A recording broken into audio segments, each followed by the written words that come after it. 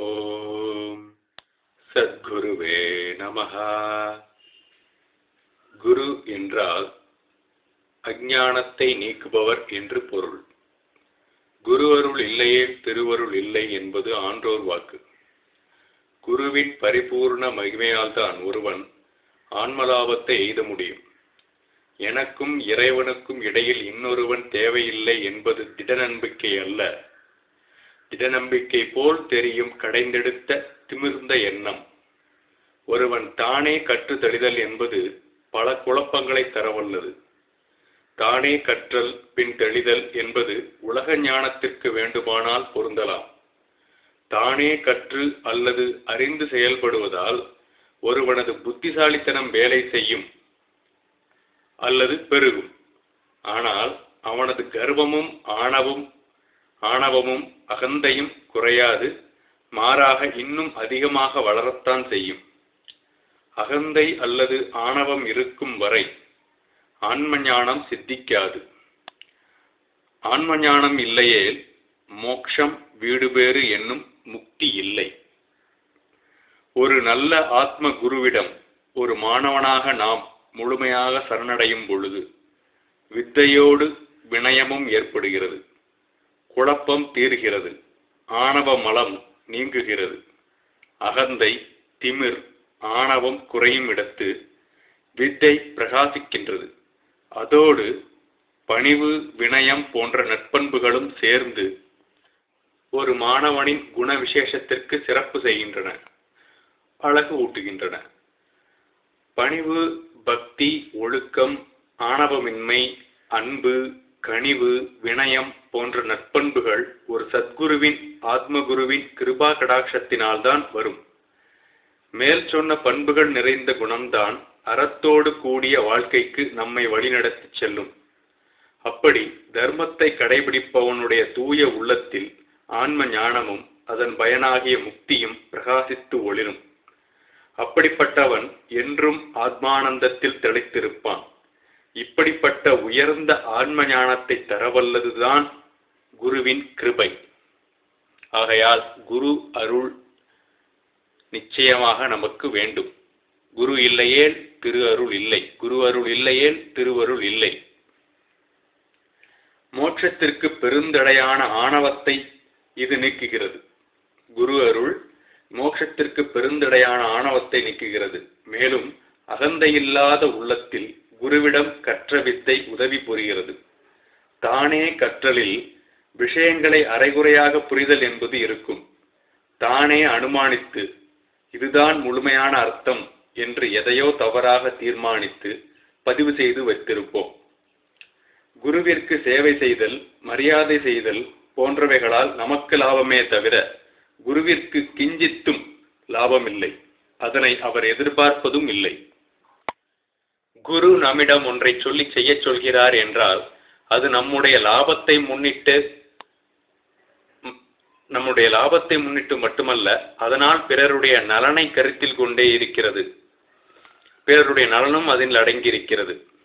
இதனால் அவருக்கு புதிதாக ஒரு லாபமும் இல்லை. அதாவது குரு நம்மிடம் ஒன்றை சொல்லி செய்ய சொல்கிறார் என்றால் நம்முடைய லாபத்தை முன்னிட்டும் அதனால் பிறருடைய நலனை கருத்தில் கொண்டும் இருக்கிறதே அன்றி அதனால் அவருக்கு புதிதாக ஒரு லாபமும் இல்லை. ஏனென்றால் லாபங்களுக்கு எல்லாம் தலையாய லாபமாகிய ஆன்ம ஞானம் என்ற பெரும் லாபத்தை ஏற்கனவே அடைந்தவர் அவர். ஜீவன் முக்தன் என்ற உயர்ந்த பிறவி பயனை அடைந்தவர்.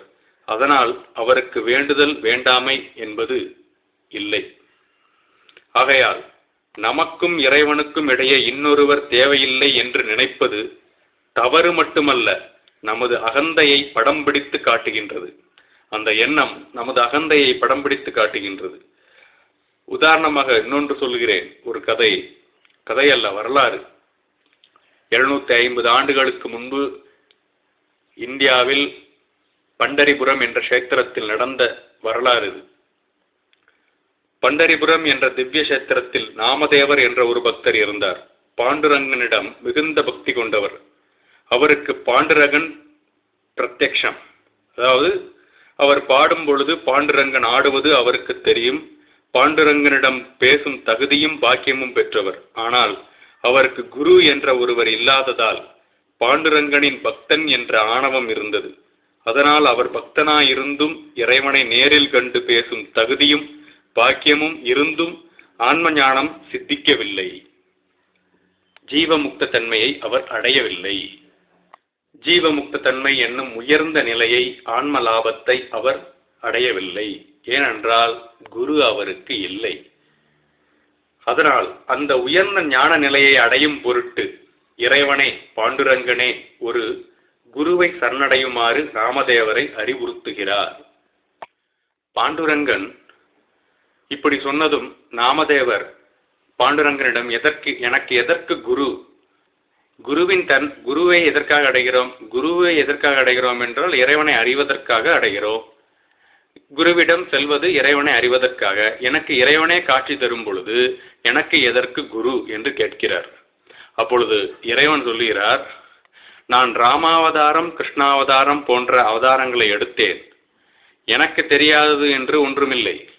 ஆனால் நான் ஏன் ராமாவதாரத்தின் பொழுது வசிஷ்டர் என்ற குருவிடம் பயின்றேன், கிருஷ்ணாவதாரத்தின் போது சாந்தீபனி என்ற முனிவரிடம் எதற்காக நான் மாணவனாக சேர்ந்தேன்?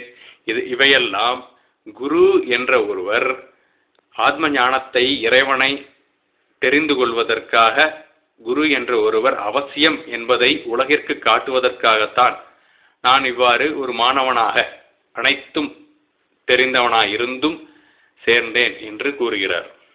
ஆகையால் இறைவனே குரு என்ற ஸ்தானத்திற்கு ஒரு உயர்ந்த மதிப்பளித்து வைத்திருக்கிறார். ஆகையால் நல்ல குருவிடம், ஒரு ஆத்ம குருவிடம் நாம் சென்று மாணவனாக இருந்து கற்று பல குழப்பங்களை தீர்த்து ஆணவம், கண்மம் போன்ற மாயா மலங்களை, ஆணவம், கண்மம், மாயை போன்ற மலங்களை,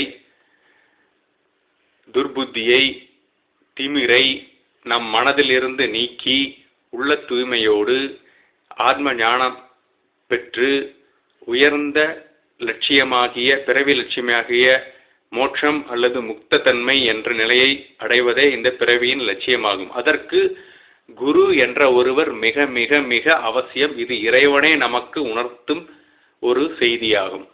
ஆகையால் நல்ல குருவினை தேடி செல்வது ஒரு மாணவனின் கடமை ஆகும். நல்ல குருவை நம்மால் இனங்கண்டு கொள்ள முடியவில்லை என்றால் இறைவனிடம் அதற்காக நாம் தொடர்ந்து பிரார்த்தனை செய்து கொண்டே இருக்க வேண்டும். இறைவன் நமக்கு ஒரு நல்ல குருவினை காட்டி நமக்கு நல்லருள் புரிவார். ஆகையால் குருவின் அருள் மிக மிக முக்கியம். குரு பார்க்க கோடி நன்மை என்பது ஆன்றோர் வாக்கு. குரு அருள் இல்லையேல் திருவருள் இல்லை என்பதும் ஆன்றோர் வாக்கு. ஆகையால் குருவின் துணை மிக மிக அவசியம்.